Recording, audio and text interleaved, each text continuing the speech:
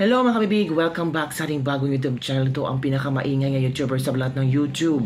Ako si Kabibig, maglebak-lebak na dyan with evidence. Ako kong kabibig ha. Kapapasok lang na balita kagabi, tapos nakalimutan kong i-share sa inyo.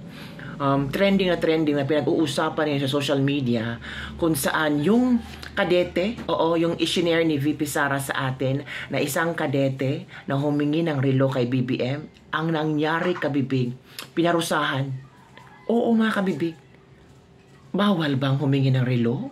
Bawal bang magsabi sa isang pangulo na pwede bang maging graduation gift nyo lang po sa akin yan? Bakit ba kailangan parang hindi pa pwedeng kausapin lang or bigyan ng konting training or workshop or disciplinary action na hindi masyadong mabigat. Nako kabibig, paano yan? Maraming netizen ang nag-react, maraming netizen ang naawa sa bata.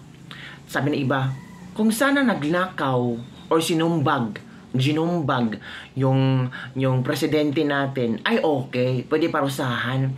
Pero humingi lang ng relo as graduation gift, paparusahan, saang parte? Anong nilabag? Ay eto kabibig ang video ha. So makinig tayo sa news kabibig ha, pakinggan natin. Okay, go. Pero hindi umano ito karaniwang ginagawa at hindi katanggap-tanggap. Kaya pinatawa ng parusa ang naturang kadete. Halaka. Nakatutok si Chino Gaston. Ito ang graduation ceremony ng Philippine Military Academy sa Baguio City noong Mayo na dinaluhan ni na Pangulong Bongbong Marcos May at pala Vice this President year. Sara Duterte. Last year. Hindi sinabi ni VP Sara kung ito ang tinutukoy niyang seremonya kung saan may nanghingi ng relo sa Pangulo na kanyang tinanggihan at dito raw napagtanto ng bise na toxic na ang kanilang relasyon. Tama. Pero ayon ngayon sa Armed Forces of the Philippines, sa gitna ng graduation rites, may kadeteng nanghingi ng suot na relo ng Pangulo.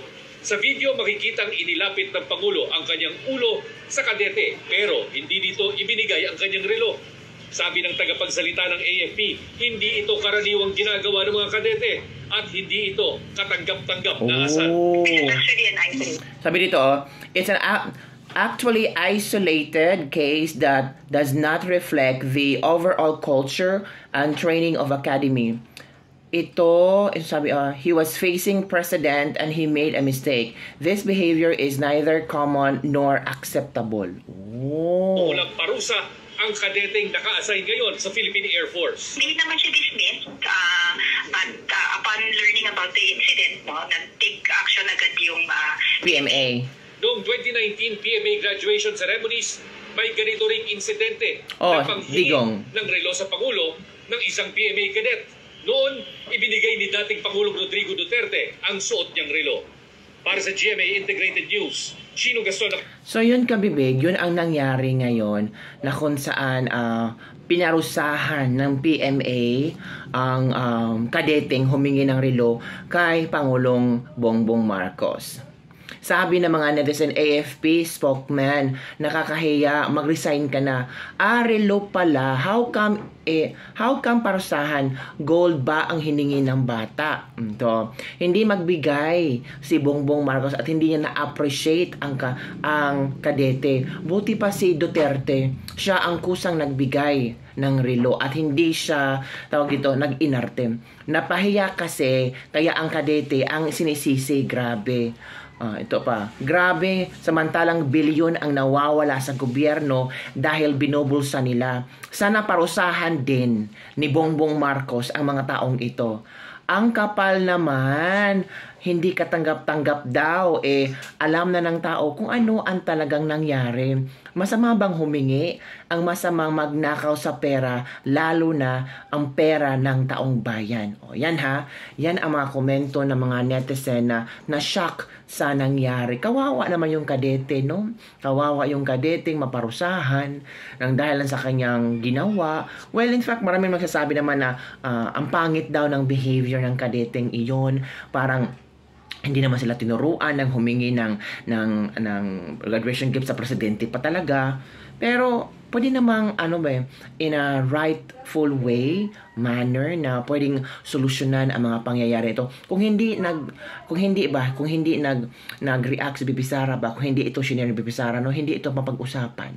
Hindi makikita ng tao kung anong klaseng behavior meron ang ating presidente. Naku, lalong madidiin si Pangulong Bongbong Marcos nito.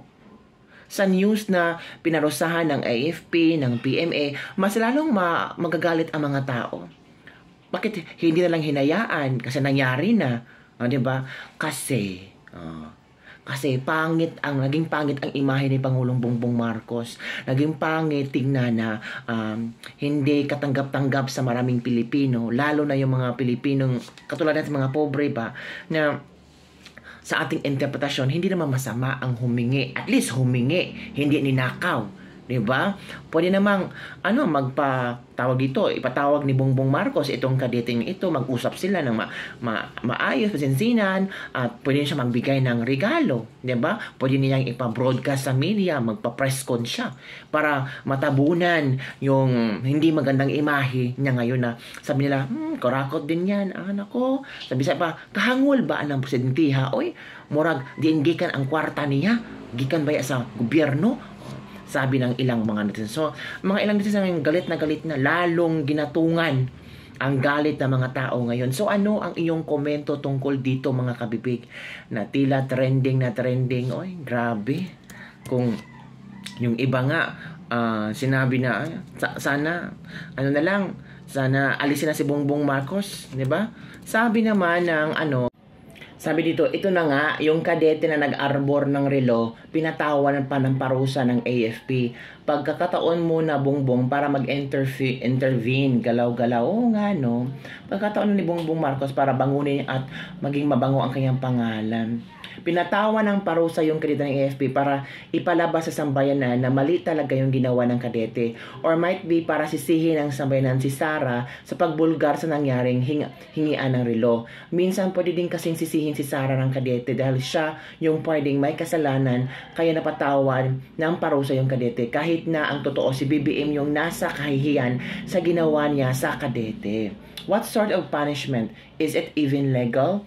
Real talk, bawal po talagang ganun, lalo na po sa military. Wasn't it a tradition daw? Sabi ng netizen dito na hindi naman tradisyon siya. Pero sa panahon ni Duterte, depende talaga, no? Depende talaga sa presidente. Depende talaga kung may puso at para sa bayan yung gusto ng presidente. If it's true, it's embarrassing for the leaders of the AFP. Why is it that during previous administration, those who were in similar situation and even receive a watch from PRRD didn't face any consequences? This only shows that we have a weak leader. Pwede din na tingnan yung mga tao na oo nga no, sa panahon ni Duterte hindi pinatawag, hindi binigyan ng parusa, pero bakit ngayon parang bigyan ng parusa? It means nahiya kasi si Bongbong Marcos, nahiya ang pangalan niya.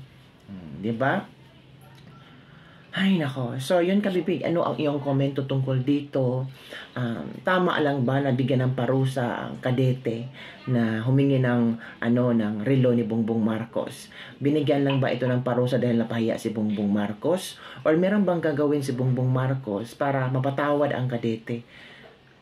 Sa akin naman, I think dapat sila mag-usap ni Bongbong Marcos para matapos ng issue na to. Kasalanan ba ni BP Sara? Hindi. Because yung incident na iyon, shinare niya kasi that time, nakitaan na niya na sobrang toxic na ang kanilang pagsasama. At meron ng mga taong na naapektuhan. Meron mga taong na nadurog ang mga puso. Ilang kabibig, don't forget to like, subscribe, and share this video. Bye everyone! See you next time.